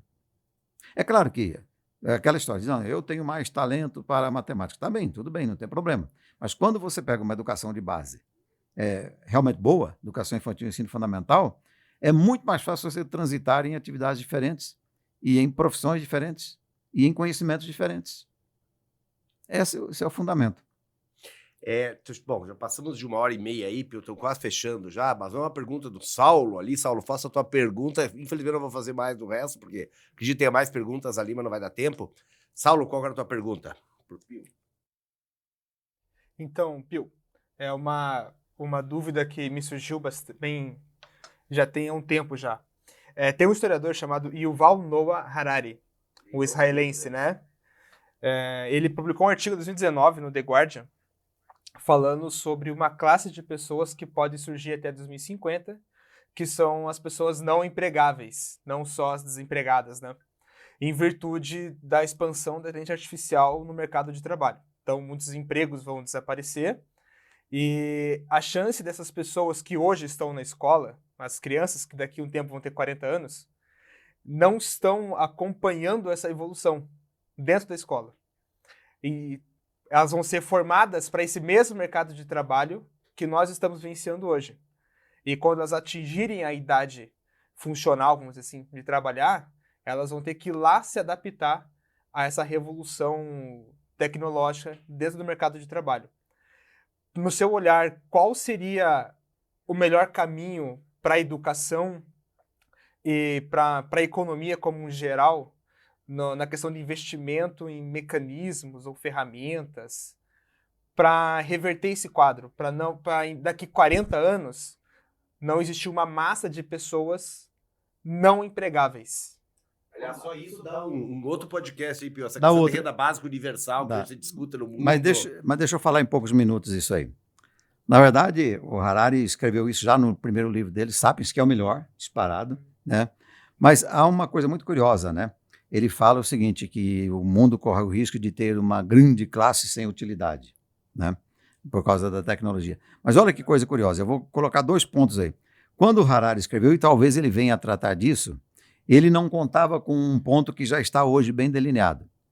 Nós começamos a falar aqui que o planeta Terra atingiu 1 bilhão de habitantes em 1830. 1930 dobrou, atingiu 2 bilhões. 1960 foi para 3 bilhões. 1975, só 15 anos, foi para 4 bilhões. 2000, viramos 6 bilhões e 300 e a humanidade, dia 15 de novembro de 2022, a ONU anunciou 8 bilhões e 100. Coloca lá no YouTube, confere esses dados do Pio. Tu viu que o Pio sabe todos os dados aí da cabeça, né? Pode conferir. Hoje, o mundo já está em torno de 8 bilhões e 200.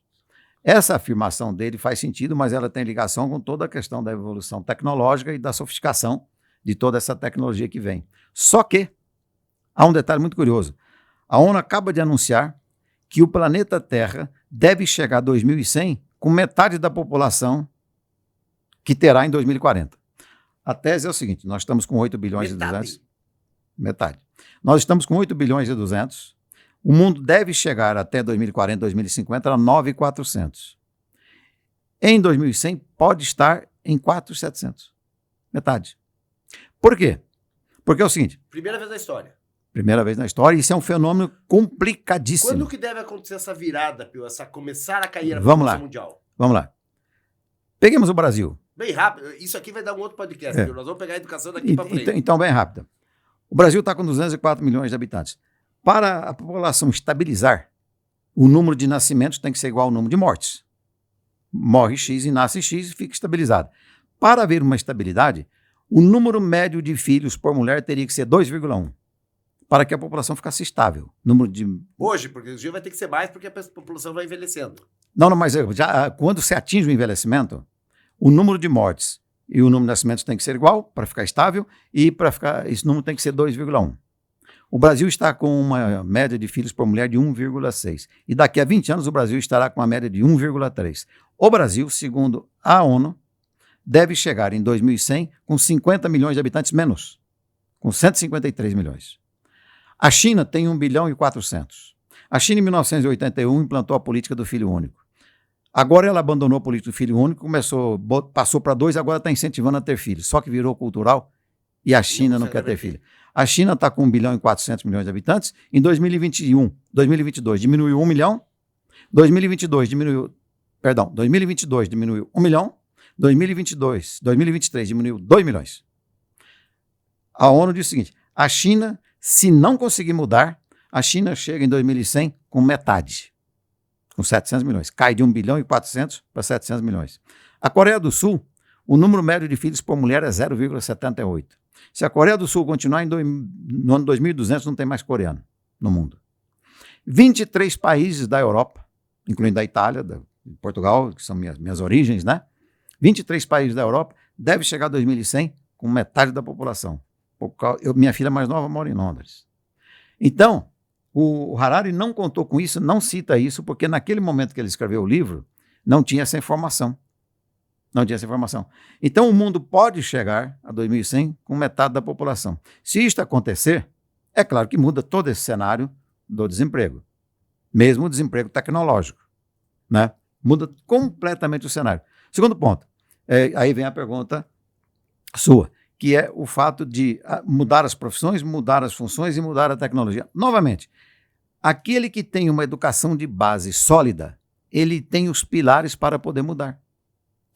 Porque à medida que a tecnologia vem, ela vai ter que precisar um dado número de trabalhadores. E os próprios aplicadores da tecnologia terão que treinar esses trabalhadores. Então o sujeito tinha a função A, agora vai ter a função B, mas é a própria tecnologia que vai treiná-lo. Mas ele será treinável se tiver uma fundamentação educacional muito boa. Agora você pega, tem um livro que eu li, é o segundo livro que eu estou lendo dele, que é do Kai-Fu Lee, não sei se você já leu esse livro, é um chinês, que é um dos caras que ele é investidor em tecnologia na China e conhece muito sobre inteligência artificial, como é uma área que eu estudo muito, É o segundo livro que eu tô lendo dele. E ele pega muito nessa questão de que muitos postos, não só postos de trabalho, não vai ter emprego para todo mundo. O que ele coloca nos próximos anos. Mas, Pio, nós já passamos... isso daqui eu já deixo um convite, Pio, para a gente fazer um podcast agora sobre isso. Daqui para frente, o que vai ser a humanidade, a questão da educação, o novo papel da educação, nos próximos 10, 15, 20, 30 anos. Até porque nós temos que lembrar... Opa, aqui terminou já, ó, pois nosso sistema aí, já alertando para o fim. Pio, nós temos que lembrar que a criança, o nosso educador que está nos ouvindo agora... que é professor aí de uma criança de 5, 7, 8, 10 anos, ele tem um papel fundamental nessa... O que vai ser essa criança daqui a 10, 15, 20 anos no mundo em total transformação. Então nós vamos fazer, Pio, já deixo o meu convite para a gente conversar sobre isso. E aproveita aí para as lentes da verdade aí, para dar um recado final aí, Pio, que nós chegamos ao final do nosso podcast. Olha, o recado é simplesmente o seguinte: aprenda a ter vontade de estudar, de ampliar conhecimento e ampliar habilidades. Derivando o prazer disso, você fará com prazer e será necessário. É isso. Então é isso, gente. Muito obrigado. O Pio foi uma aula. É o que eu falei. O Pio posso considerar um professor meu, não formal, né? Pela convivência, e sempre que eu estou conversando com o Pio, eu aprendo muito. Com certeza você que está nos assistindo ou está nos ouvindo no podcast, no seu carro, no seu trabalho, porque hoje é vantagem, né, Pio? Os grandes podcasts que a gente sempre fala é isso, aproveitar esse tempo que muitos estão indo para o trabalho de carro. Eu faço muito isso, né? Eu sou viciado em podcast. Tá indo para o trabalho de carro, tá na academia, tá andando, tá correndo, né? Você hoje poder estar aprendendo de uma forma leve, né, Pio? Porque um podcast como esse, você pode estar nos assistindo, mas pode simplesmente estar nos ouvindo. Eu aprendo caminhando. Caminhando, exato. Eu também. Eu vindo principalmente dirigindo durante no trajeto que eu venho aqui para o trabalho. E então, com certeza, vocês aprenderam muito no dia de hoje. Podemos fazer aí uma análise histórica sobre a educação, o papel da educação no trabalho e o papel da educação para o desenvolvimento da humanidade. Mais uma vez, Pio, obrigado, Saulo aí por conduzir. Obrigado. Até o próximo Prosa de Prof. Valeu, gente. Até mais. Tchau, tchau.